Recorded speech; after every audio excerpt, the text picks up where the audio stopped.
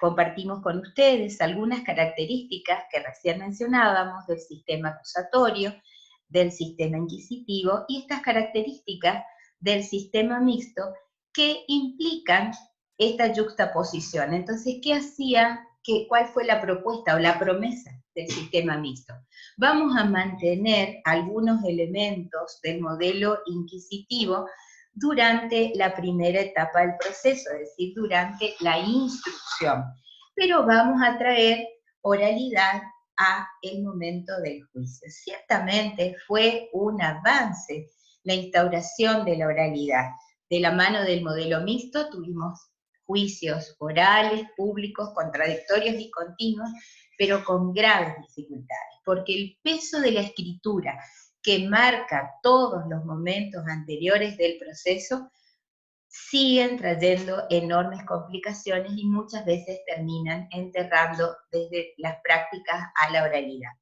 El mayor problema que presenta el modelo mixto, por lo cual la mayoría de los autores lo llama inquisitivo mitigado de enjuiciamiento penal y sostenemos que no es que este sistema no se ajusta a las bases constitucionales, es la afectación a la garantía de la imparcialidad del juez, que se da fuertemente durante la etapa instructoria, porque tenemos un juez que se hace cargo de la investigación, dirige el proceso y se hace cargo de la investigación. Un plenario sí, con 3 jueces, en los casos que se trate de personas de un tribunal colegiado, de un tribunal unipersonal, en los casos de juzgados correccionales o tribunales unipersonales, pero que en realidad tienen también enormes compromisos de su imparcialidad durante todos los actos preliminares del juicio. El imputado en el sistema mixto tiene garantizada la libertad y la prisión preventiva es de carácter excepcional. Sin embargo, los sistemas mixtos han generado graves dificultades en relación a lo que de los pronunciamientos de la Comisión Interamericana de Derechos Humanos y de la Corte duramente han denominado el abuso de la prisión preventiva y también su prolongación indebida en el tiempo. El procedimiento durante la instrucción es escrito, limitadamente público y limitadamente contradictorio. Y estos elementos se mantienen durante los actos preliminares del juicio, es decir, que el único momento en el procedimiento mixto en el que aparecen los elementos del sistema acusatorio en relación a la oralidad, a la publicidad y a la continuidad, es el momento del debate, lo que hace que sea muy acotada la posibilidad de la vigencia de estos principios del sistema acusatorio. El sistema de valoración de la prueba es el de la libre convicción o sana crítica racional, es decir, que pedimos que los jueces, que son técnicos, expresen los motivos de su decisión según las reglas de la lógica, de la psicología y de la experiencia. Y las decisiones, la sentencia es impugnable por un recurso. En el caso de los modelos mixtos se mantiene la denominación tradicional de recursos de casación, que es un recurso importante naturalmente porque garantiza la vigencia de la garantía de la doble instancia o del doble conforme que ampara al imputado. Vimos en la unidad 1 los fundamentos constitucionales de nuestro proceso.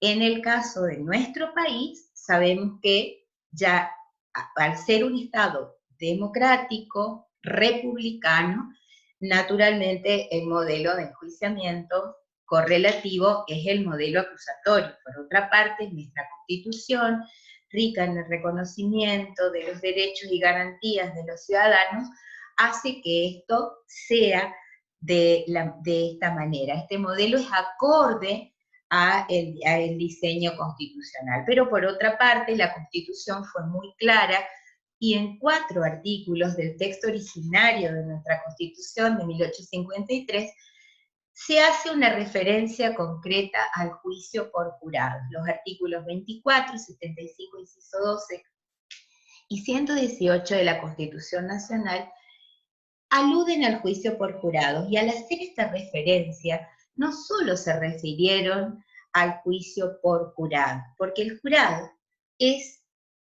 responde al paradigma del modelo acusatorio, de manera que en estas breves expresiones definieron todo un programa de enjuiciamiento penal que lamentablemente no llegó a concretarse y que está en vías de concreción en este momento en todo el país en distintas medidas, porque, como decíamos en la unidad 1, bajo el mismo paraguas constitucional coexisten diferentes sistemas de enjuiciamiento. En nuestro sistema constitucional, naturalmente existen límites a la averiguación de la verdad, y esos límites a la averiguación de la verdad están dados por las garantías que amparan al imputado, no solo la garantía de la presunción de inocencia, sino todo el conjunto de garantías individuales que están reconocidas en la Constitución y en los tratados internacionales de derechos humanos. Por eso decíamos que la presunción de inocencia solo se puede destruir en virtud de una culpabilidad legalmente probada. Si se llega a un veredicto condenatorio, una sentencia condenatoria, le ampara al imputado la garantía de la doble instancia o del doble conforme, que es lo que da el derecho al recurso. Brevemente, vamos a ver cómo funcionan, y decíamos que si uno quisiera graficar el modelo acusatorio, podríamos graficarlo poniendo al juez y a las partes en pie de igualdad, acusación y defensa. Esto lo vinculábamos con las formas sustanciales del juicio previo, que recordarán vimos en la unidad 1. Acusación, defensa, prueba, que se va a generar en el marco de la contradicción de las partes, y la sentencia dictada por el juez. La Constitución es muy clara al hablar del juez. Es el juez natural, ese juez natural que ya estaba definido en el artículo 18 de la Constitución Nacional, pero que luego los tratados internacionales de derechos humanos adicionan de manera expresa estos otros atributos que deben rodear al juez. El juez debe ser un juez natural, competente, independiente e imparcial, es decir, ubicado por afuera de las partes. Un juez nunca puede arrogarse facultades de investigación. Volvemos al grave problema que tiene el sistema procesal mixto todavía. Cuando se trata de delitos de acción pública, recuerdan el esquema que habíamos visto en la unidad 1, confrontan dos intereses, el interés general y el interés individual, y ambos tienen rango constitucional, es decir, que el debido proceso debe asegurar el equilibrio entre estos dos intereses. A quien el Estado, el sistema constitucional, le encomienda la responsabilidad probatoria en los delitos de acción pública es al Ministerio Público Fiscal. Y esto surge claramente en el artículo 120 de la Constitución Nacional, que erige al fiscal como el guardián de la legalidad y el titular de este interés general. Pero ese Ministerio Público tampoco puede permanecer impasivo ante aquellos que sufren en carne propia las consecuencias del delito.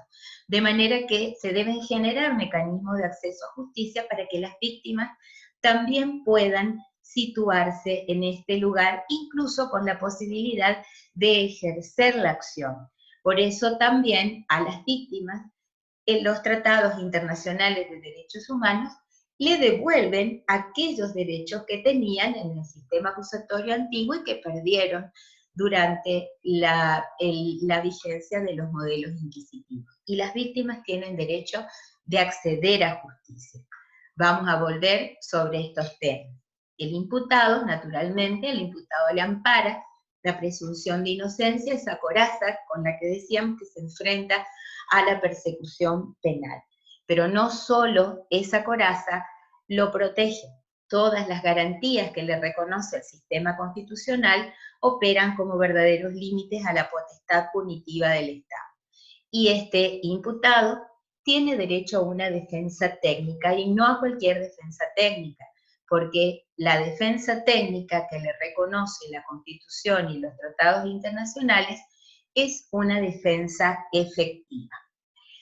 Los tratados internacionales, como también vimos en la unidad 1, generaron un fuerte impacto a nivel internacional. la universalización de los derechos humanos determinó que hoy no existan fronteras en materia de derechos humanos. Y este ha sido el mayor legado del siglo XX.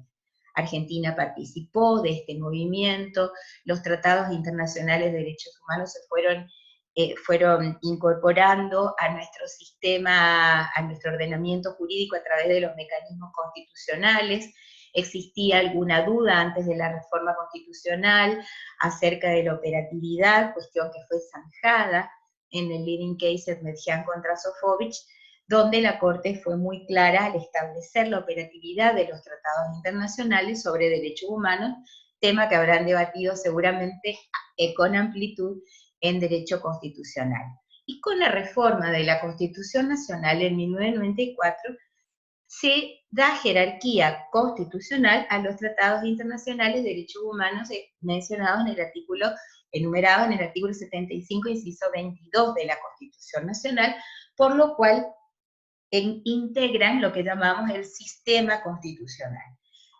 Dentro de estos tratados, el artículo 8 de la Convención Americana de Derechos Humanos establece las llamadas garantías judiciales mínimas que vamos a estudiar en profundidad en otras unidades. Pero es importante porque este tratado abre además, habilita la instancia de los tribunales internacionales. Dentro del sistema interamericano, la posibilidad de acceder a la Comisión Interamericana y a la Corte Interamericana de Derechos Humanos. Dentro de nuestro país, decíamos que en nuestra historia política siguen, de alguna manera, en lucha, lo que llamamos el duelo de las prácticas entre lo inquisitivo y lo acusatorio. Nuestra Constitución no deja dudas, es una Constitución democrática, republicana, y nuestro sistema de justicia debe ser un modelo acusatorio. Esta histórica cadena de desencuentros de la que hablábamos en la unidad 1, se mantiene de alguna manera con un enorme esfuerzo en este proceso de reforma que estamos atravesando. Vamos a cortar el video para luego ingresar en un segundo momento a un juego de las diferencias, para advertir cómo las prácticas inquisitivas se siguen manteniendo aún en algunos modelos acusatorios.